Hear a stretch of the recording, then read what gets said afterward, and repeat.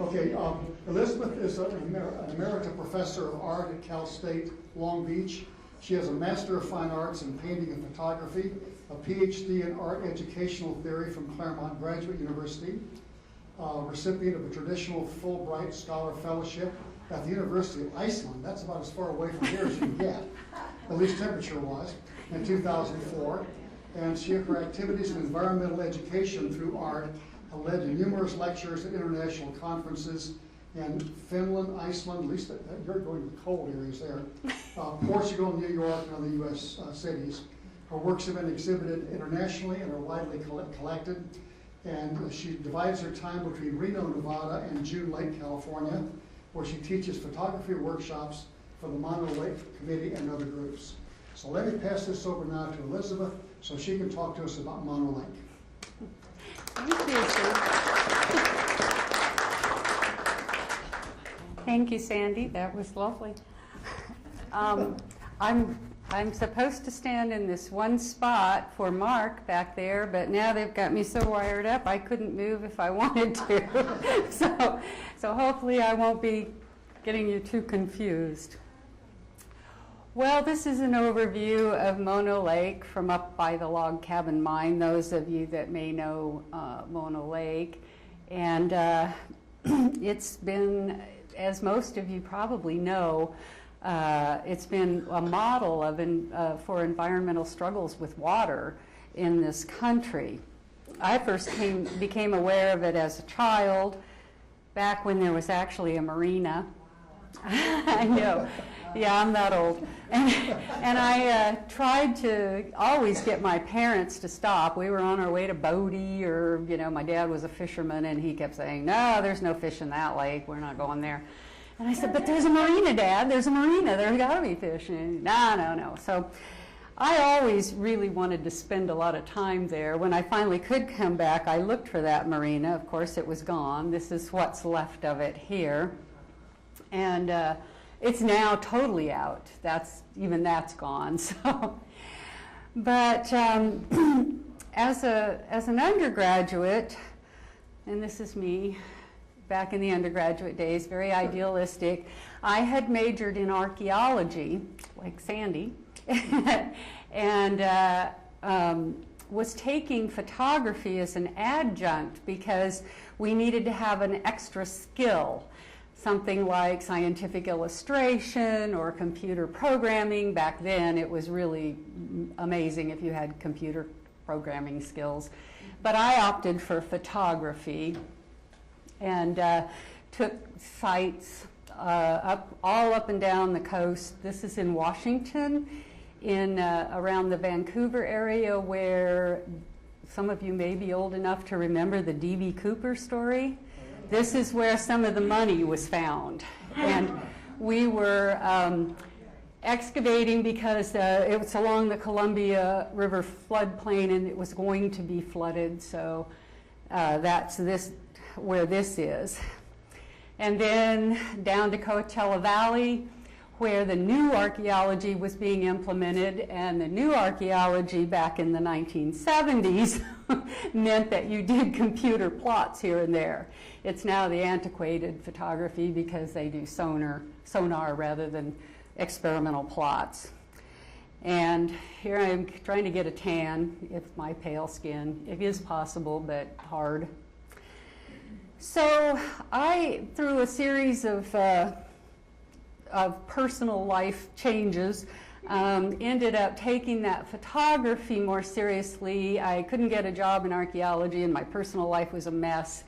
And at about that time, I became reacquainted with Mono Lake. And I'm going to show this. Many of you probably know this, but this is about the shorelines at various points in time of Mono Lake and how serious the water dropping was becoming when I went to work as a volunteer for the Mono Lake Committee in 1980. Tufa looked like this. They're supposed to be underwater, and you can see the roots exposed and the dirt underneath. They stop growing when they're not in water. They only grow when the freshwater springs hit salt water, so once they're exposed like this, they are essentially now in a state of dying. And here's on the north side. If you're familiar with the lake, you know that this is now along a boardwalk that is actually kind of wet, and the shore is much, much closer than here. Am I doing the speaking okay? Yeah, you can all hear it? Okay, good. Well, right at that time, the Mono Lake Committee had just acquired the old Lee Vining Club, which was a dance hall and et cetera, in Lee Vining, and had converted it to the first visitor center in the area. And this is how it looked in 1980. My job was to work in the front part of the office. It was very tiny then. They hadn't made it as nice as it is now. It was very tiny, and it had a lot of books, and I was supposed to sell books and converse with people who would come through, people from all over, a lot of people from Europe, always traveling up from Death Valley and Joshua Tree were not national parks yet, but they were coming up from that area to go into Yosemite from the east end on Tioga Pass Road. That was my job. And I was pretty good at it only because I was also, at that time, from Southern California. Visitors would think that I was a Northern California granola girl because I looked like it, and I probably was a granola girl, but I wasn't from Northern California. So I could say, they would say, oh, you don't understand, we're in Southern California, we have a problem. And I would say, oh, I live down there too. And that would help to talk about the water issue and what we might be able to do about it. So it was kind of fun. And while I was there, this National Geographic article was in progress. This, you can see, this is when the ill-fated Columbia was featured, but down there toward the bottom it says the troubled waters of Mono Lake. I think most of the country didn't know what was happening at that point. And this was a very good strategy on the part of the Mono Lake Committee to bring the National Geographic's attention to the problem. And they worked up this article, which really brought prominence to the issues involving the environmental problems. Of course, Owens Lake had already dried up and was releasing noxic fumes, which were also present at the lake bed at Mono Lake. Just the wind dust storms alone were quite horrible, let alone the loss of wildlife habitat along the feeder streams, etc. And while I was there, this is the National Geographic photographer who was actually photographing for that article. I was expecting an Indiana Jones type, and so I was glad to know that you could be a photographer and not be so dashing. And on his left was Scott Stein, who ended up being very instrumental in the litigation when it came to pass. His knowledge of geology and geography was vital in swaying the California Water Board. Well, when I wasn't talking to visitors, then I was doing things like this, taking pictures out the screen door and trying to develop my new love for photography. I was just beginning at this point. And you can see, if you've been through Lee Vining, you know that you could not see the lake today from the doorway of the Mono Lake Committee office. It's been built up, but at that time you could see Mono Lake from the door. And I also kind of fell in love with this little object. One of the things I was supposed to do was tell people, especially from Southern California, that if they could just put a brick in their toilet tank, it would help save water. Because at that time, the average toilet flush was like 7 gallons. That is a lot of water. And so I actually had 2 bricks in mine. But now, today, toilets are much more water efficient. But this this ceramic object was developed by artist Deborah Small in an effort to bring visibility to the problem at Mono Lake, and she sent these around to various state water board members and other LADWP officials, etc., to try to get their attention. And here's the other side of that brick. And one of the water board members has a testimonial about this thing on greenmuseum.org to this day. He said this arrived on his desk one day, and he didn't think much about it, but he kept looking at it, and he started reading all of the facts and figures there, and pretty soon it had begun to influence his thinking as to how he might approach the water issue at Mono Lake. And here's how it works, just in case you can't figure it out. You put it in the tank and it displaces water. So that was kind of revelatory to me, that, you know, I hadn't thought about art as a way to bring attention to things. I had been trained in the Ansel Adams tradition, and here's one of his images of Mono Lake, to make a beautiful landscape, and I hadn't thought about it as a way to disseminate information.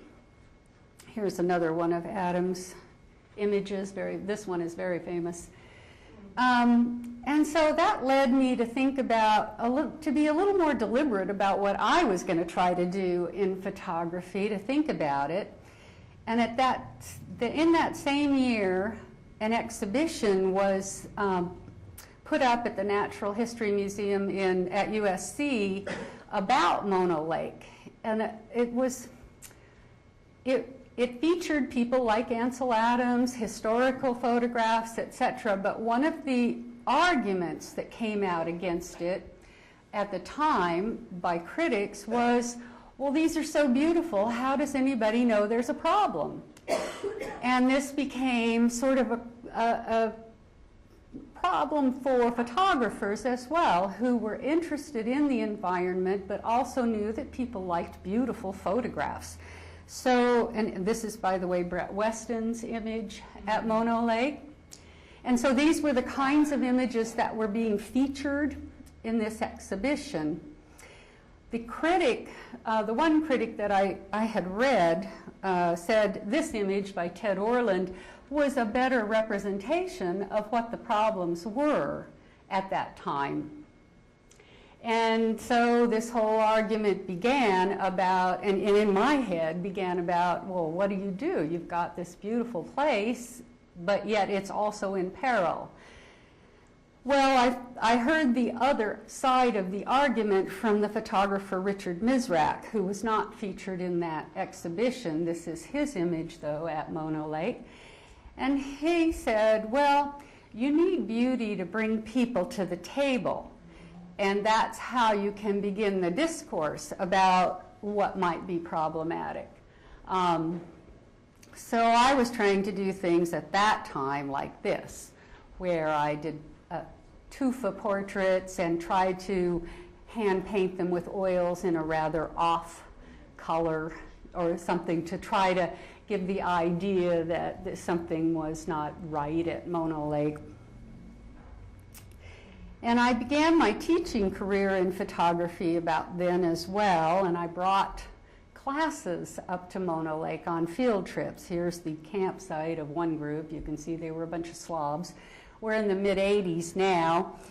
And so at that time, you couldn't go off your studio and have strobe lights unless you were a major motion picture company with lots of money to spend. But quantum batteries had just come out, which were portable and would allow you to set off strobes even though you were not tethered to a studio setup. And so we had gotten them in. This group was from Chaffey College, and they had just gotten this equipment in on a occupational program. So they brought them all up to Mono Lake, and they wanted to work down at the Tufa, and at that time there was no parking lot, there was no Tufa State Visitor Center, nothing like that. So you just went down to this dirt area and you parked, and everybody wanted to get their best spaces for the early sunrise over Mono Lake. Well, they took the batteries down there so they could set up their camera equipment where they wanted it exactly. And they set off strobes all night long to pass the time. And they told me when I got down, I didn't stay up all night, I got down there a little later, and they told me there were two men in a camper that had been sleeping as they brought their strobes back, and they were getting out, and one asked the other, "How'd you sleep last night?" And the other one said, "Well, pretty well, except for all that lightning." And I thought, oh no. And actually, at this point in time, that has become a problem because night photography has gained in popularity in the last 5 years, and there are a lot of night workshops. When I taught my last workshop at Mono Lake, for the Mono Lake Committee, they knew that I was into ethical considerations about photography in the natural environment, and they said, you know, the wildlife down at the Tufa State Reserve, down at South Tufa in particular, is really being disturbed by all this strobe work that's been going on the last few years. And so they knew that I taught night photography, and they said, well, you know, we don't think you go down there. We've never, you know, but could you tell your students to please not do this because it disturbs the wildlife? And I thought back to this incident from Chaffey College, and I thought, yeah, if two guys in a camper were upset, imagine how an osprey nesting off on a tufa in the wide open lake is gonna be. So we ask now that people, if they're gonna do night photography at South Tufa, to do something like this, which is a long time exposure. This is David Munk. It looks like there's a strobe down there at the bottom, but there isn't. This is just because those tufa are so close to the camera that they're reflecting at a higher rate than the stars up in the sky. So this is all natural. So if you go down there and you're going to photograph at night, think about long time exposures.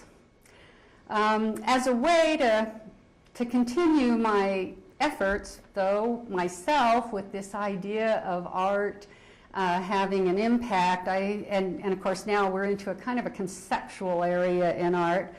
So I started using the idea of photographic albums because we put photographs in albums of things that we cherish.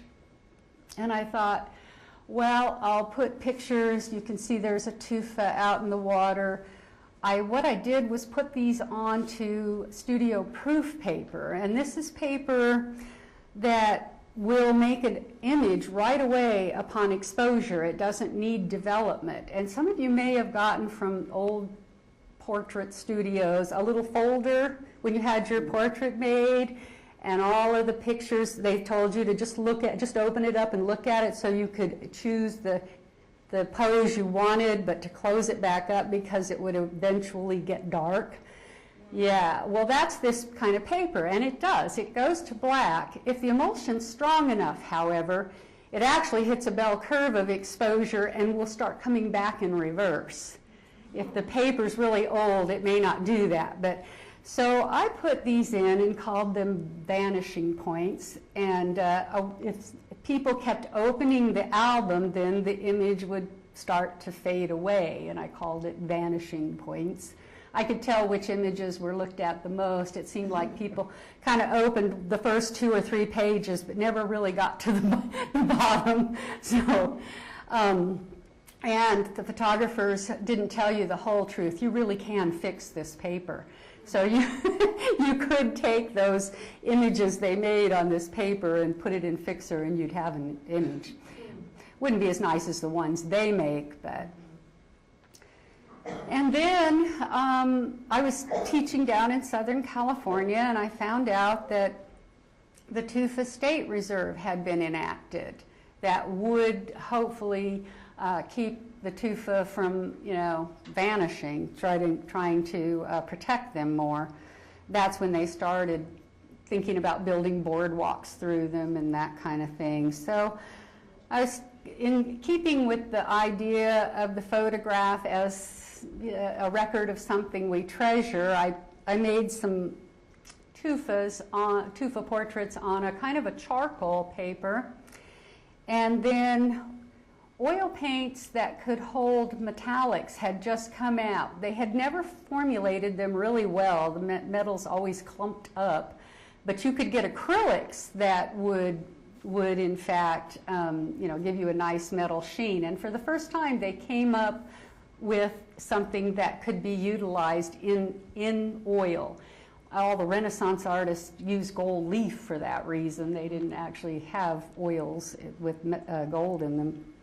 So I applied a fine tint, although it doesn't photograph right, but it's a fine tint of gold, so that when you walk around the gallery, the tufa would just begin to glint gold. And again, talking about what a treasure they were. So working like this for a while, when I finally could retire and come up here and live full-time, I started thinking more and more about this book idea. The librarians in June Lake especially were telling me there is not enough stuff about Mono Lake, and it's, we need more. So I thought about what would be the best thing I could do, because I was rephotographing a lot of these places, and I didn't really, there are a lot of books that are monographs of beautiful landscapes of Mono Lake already, and they are quite nice. And I thought, well, there's so much at Mono Lake. So I started to take the old archaeological approach and think about every single thing around Mono Lake. And I started with old maps, finding out historically all about what was written and what was known about Mono Lake. This is a map from about 1690 that was made in Europe. And you can see that our area is just a big nothing on this map. They don't know anything at that time about where we live. I mean, Baja looks very strange. The West Indies are a little better because they've done a lot of trading there, but Florida looks kind of truncated, and even the West Coast doesn't quite look right. They know a little bit about Hudson Bay because they've been trying up there to get a through route to, to the east, but we're a big blank. Nothing's there. They have Canada down there where, like Arkansas ought to be, but anyway, this is from about 1780 or so, about 100 years later. They're getting some better ideas. You can see Mexico looks pretty good. The West Indies look very nice. Florida's still got a problem, but where the colonies are beginning to shape up. Canada's going up a little further north like it really is, but where we are just says parts unknown. But they have put a little couple of Native Americans up in the North America symbol up there to say there are people living here. We just don't know a lot about them at all, which has changed, fortunately. Well, then we get to 1830. Now, reports are coming back to the East Coast of gold. And of course, this is starting to change the government idea about exploring this area. They know there's stuff out there. There's fur trappers who are coming back with these stories, and there have been Russians who have been living in the San Francisco area, et cetera, for a while, from Alaska, et cetera. They don't know a lot about it, though. You can see we're still a big blank. Mexico's a little more filled out than it was, but Baja looks very strange. And they've got San Francisco Bay because of the trading that goes on there. But other than that, they're going to find out. This is when what we call the exploration era begins. The government starts funding geologists, and mappers, and and artists go along with them, people like Albert Bierstadt and photographers to help discover what really is in this area, and is there all this gold they're talking about in California. So by 1848, they finally got it. Here we are. We're part of the Mexican cession, and but they know pretty much what we look like. You can even kind of see Tahoe and Mono Lake sketched out there. So there's been a lot of exploration going on. And some of the first images are coming back. This is Timothy O'Sullivan, who had been a Civil War photographer. And he was also, though, very interested in aesthetics in photography. He went with the government surveys, and this is he had to be the ambulance driver, and this is also his dark room. But they surveyed the Mono Lake area. This is the original glass plate of it, and then this is what it ended up looking like. This is Panem Crater.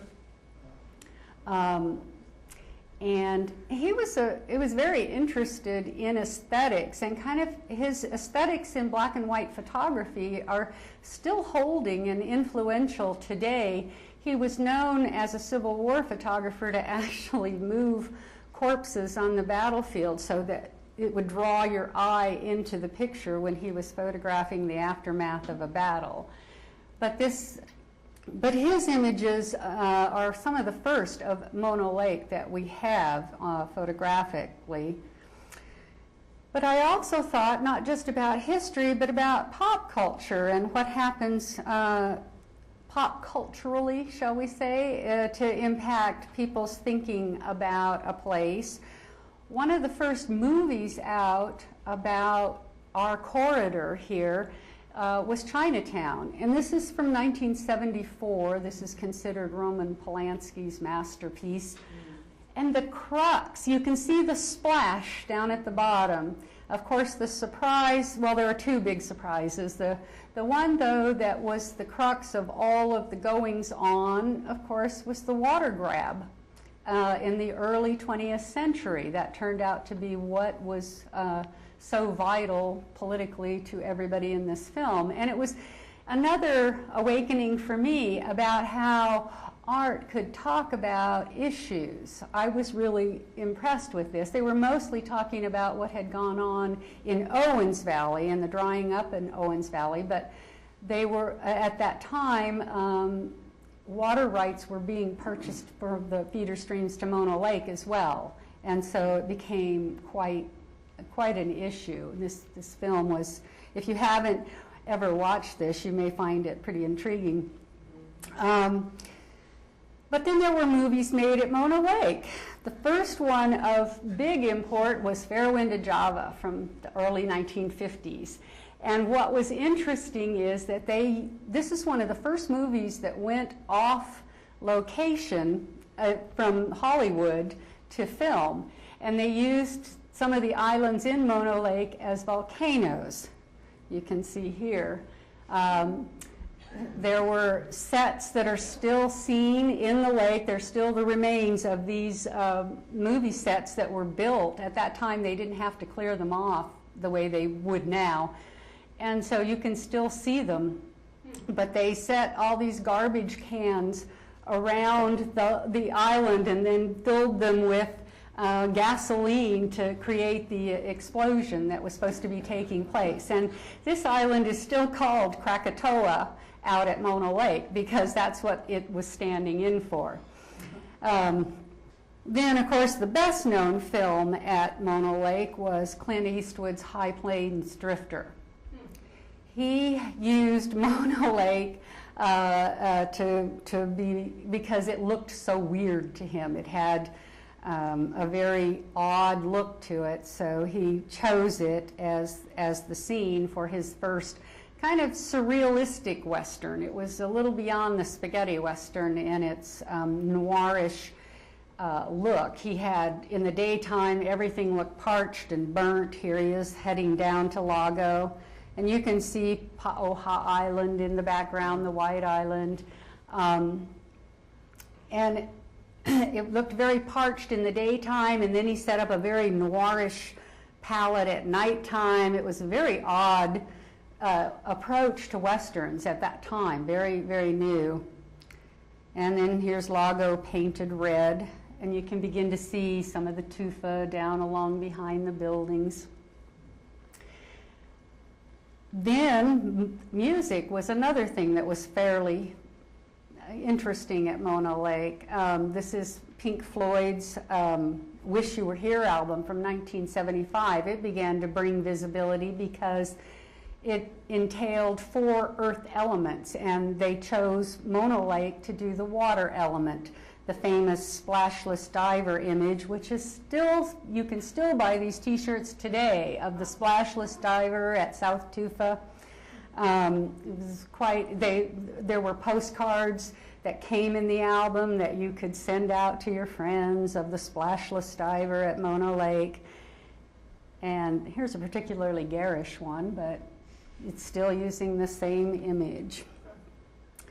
Well, about this time that I'm thinking seriously about trying to do this book, another interesting thing happened. My husband and I were recruited by Janet Carl, who is standing right in the middle there, gesturing up, to work as volunteers. And I thought, well, that's interesting.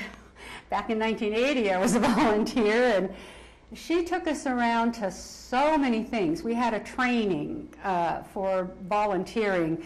It was a tri-agency volunteer job between the Mono Basin Scenic Area Visitor Center, which is handled by the Forest Service, the Tufa State Reserve by the California State Parks, and the Mono Lake Committee. So we were learning all kinds of things. I just began to get so much more insight and to find out even more history than I knew about. I never knew there were exiled Tibetan monks at Mono Lake blessing the waters, for example. I began to find out a lot. So I began to think, well, if I was going to do this book, I still want to have nice photographs, but I think I'd like to take a more documentary approach. I don't think a lot of people know as much as there is to know, or that can be known there at Mono Lake. And I was inspired by 2 books. The first was this one called Spiral Jetta. It's a very small book, and it's about an art historian who was traveling around the monumental land art of the 1970s. She did this many years later, but one of the most famous of the land art movement at that time was the Spiral Jetty at the Great Salt Lake by Robert Smithson, and she was driving a Jetta, hence the title. But this is the only color picture you have on the cover. And inside, as she's talking about all these big places like the lightning field in Marfa, Texas, and all these places, she only had throughout the book about 8 photographs, and they were little tiny things that were black and white. And I'm sure that was, to save money because books are expensive to produce. But I was thinking, wow, if this book had some really nice photographs with it, it would really be good, although I did enjoy the book and had fun with it. And secondly was this book, which was given to me, and I didn't know what it was going to be. If you say landscapes with figures, I thought it would be people in it, but what it really was an anthology of nature writing or place-based writing, whatever you want to call it, by writers very prominent in the field, like Barry Lopez, people like that. But it was preceded with commentary on how they wrote each one of those essays, which was very interesting to me. And they came up, the editor came up with this whole talk about how travel or place-based writing was going at this point in time. And I thought, I had just consulted with a publisher's representative, and she had told me to get with a writer on the images that I had shown her that I was starting to use. And I was just thinking about, I know a few writers and which one to talk to when I read this book. And I was thinking, oh, you know, I've got to remember to tell the writer to write about this. Oh, and they can't miss writing about that. And pretty soon I thought, well, it's not much of a collaboration if I'm telling the writer what to write. So this inspired me to go forth and do this myself. Well, I started this seriously in 2005. And if you think back to 2005, there were no smartphones at that time. The iPhone came out in 2008. It seems like it's been with us forever, but in fact, it hasn't. And panorama stitching digitally was in its infancy. If you ever tried that back then, you had to use a wide-angle lens and for overlap, and even then, if you had guide wires in the picture, they'd often do this when you tried to sew them together, which of course wasn't going to work for me, because if you have trees, they're all over the place, so you didn't have an easy way to do panorama. I used this camera, which anybody who's interested is welcome to look at. It's a film camera, but it in fact rotates around this way to create the panorama. And let's see. It's not moving, is it? Yeah, that's just great. Oh, helps if you wind the... See, I don't even remember to wind film anymore. Jeez, what's going on? No, the battery's okay. I just tested it, didn't I, Sandy? When we came in. Let's see what the problem is. Well, tell you what. Let's try this side. Oh, it's really going nuts. Oh, I see what it is. Okay, we'll get it. Can you see it coming around? Oh, yeah. Yeah, so it takes 2 1/4 film, and so out of a roll of 2 1/4 film, you get like 6 exposures, which is not very many at a time, and of course you still have to have the film processed. But digitally, if you can't do the panorama stitching, or it was hard to do the panorama stitching without a lot of work on the computer, a digital panorama came out in 2007 by a Swiss manufacturer that would have done about the same as this one does, except it was $27,000. So I had to let that one go. So I thought, well, this is good. I will just finish this project on film. Thought it would be a 2-year project, but of course that didn't happen. And by the time I did finish, publishing had changed incredibly. There were no Kindles or e-readers when I started this project, and of course then it got, publishing got very, very sticky with all the fights between Hachette and Amazon and et cetera. Anyway, I just decided to continue on and do my book and get it done. People ask about the cover image.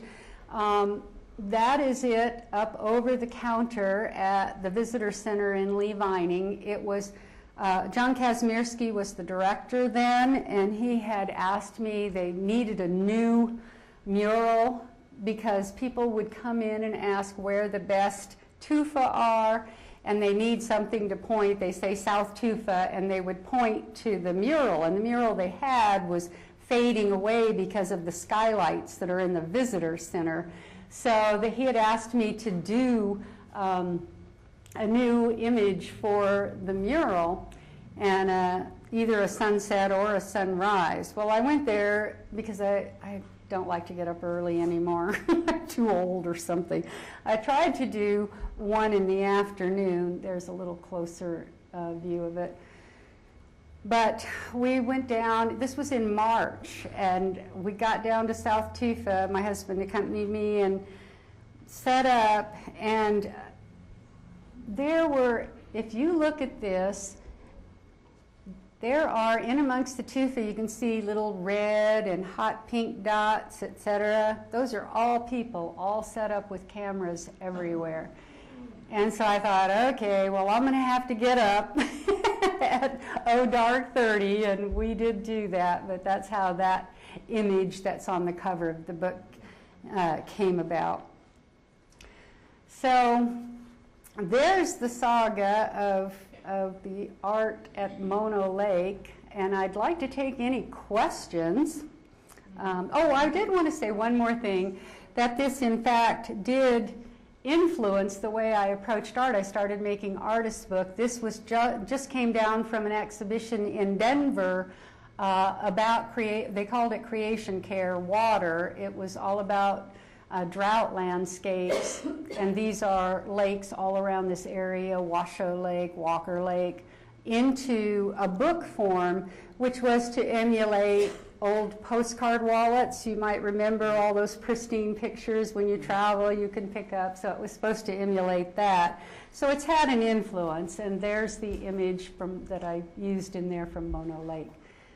And then, that's the cover of the book. So let me take questions if I can. Yes? You had mentioned noxious fumes coming off of Owens Lake. Was that other than just the dust? It was in the dust, yes. It's not. Fumes? Well, mostly it's arsenic. Oh. Heavy metals. Yeah, you probably know more. Heavy metals Heavy in the dust. Okay. But there is arsenic, and of course there's a big thing about how they may have discovered arsenic-eating microbes in Mono Lake, way down, and it's been a controversy, but a lot of the work done for NASA is about their similarities of things they're finding at Mono Lake and what they're finding on Mars. So they're trying to see if there's actual life, could be life on Mars. Anybody else? I was going to comment that yes. They say between 5 and 10% of all the airborne dust in the United States comes from Owens Lake. It's a big source. Boy, that's tragic. I didn't know that. Wow. Used to? Still does. I don't know how much good all the remediation's doing. It looked real dry yesterday. It looks Yeah. awfully dry. Looks very dry. Yeah. We should remember also what Mark Twain said, that out west, whiskey's for drinking and water's for fighting over. Yeah, he's right. He's right. Yeah. Yeah. Anything else we can? Questions? Well, I'd like to thank Elizabeth for the. It's a pleasure being here. Yeah. Something here from the Oh, Netherlands how Museum. sweet! Oh my goodness, I didn't Remember, expect. there's a stack of books out there in the front, and she'd be delighted to sign autograph your books. Oh, nice. Oh gosh, this is going to be wonderful. Well, gee, I should give talks here more often. Oh, how beautiful! It's got the petroglyphs on it. Oh, isn't that lovely? Well, thank you, Sandy. Oh, it's really a delight being here, and I hope you all enjoyed it, but we'll be happy to. I have one question. Yeah, Are sure. there any archaeological sites like petroglyphs and stuff up around? There was an in fact, I have a photograph of one archaeological site in the book that was the most, that was Brooke Arkush's, his site over on the east side. You pretty much have to jeep trail it in to get to it. Way back out there. What it is game drives, where they had dummy hunters built up to corral game into a corral area where they could kill them. Probably pronghorn antelope. Yeah. And Brooke got his PhD done up there. And they later used it, there's a story in the book, for corralling mustangs. Yeah. To try to, once the horses had been introduced, the Paiutes used those old corral traps to get their horses. Yeah. So I think, and there are mortars all around up there. I've got a couple in the book. Mortar. Bedrock mortars. Yeah. For grinding acorns, pounding acorns. Yeah. And they were very skilled in basket making. So a lot of that kind of culture doesn't survive. They did not really work in clay. So we mostly have basketry and some pine pitch basketry as well that held up better. We have a few of them. The Eastern California Museum in Independence has a beautiful collection of basketry. Yes. And there is one at it used to be at the Visitor Center in Lee Vining, but they've moved it all to the Mono Basin History Museum. Oh, okay. If you've been there, with the upsides down schoolhouse and yeah, that's a fun one to go to. Yeah. Yes. Could you sort of review some of the strategies that were used for saving Mono Lake? Yeah, and in fact, it's been used, what they did, they had a three-pronged strategy, and it has been used elsewhere. In fact, Walker Lake's in the midst of kind of a battle at the moment as well.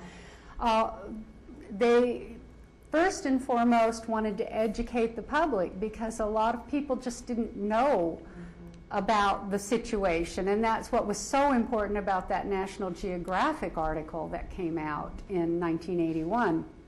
But also, as crazy as it sounds, people like Pink Floyd bringing and Clint Eastwood filming down there also brought notoriety to the area. Then there was the strategy of coalitions. They got together with the Fish and Wildlife, who did not want the fishing to, all the streams that came in. Rush Creek is super popular for fishing. So Fish and Wildlife got in on it to try to help. They used the law of, you probably know this better, of navigable waters. They could not let navigable waters dry up. So they brought in several other agencies. So there was a kind of a coalition working. And then lastly, they resorted to litigation when it became essential.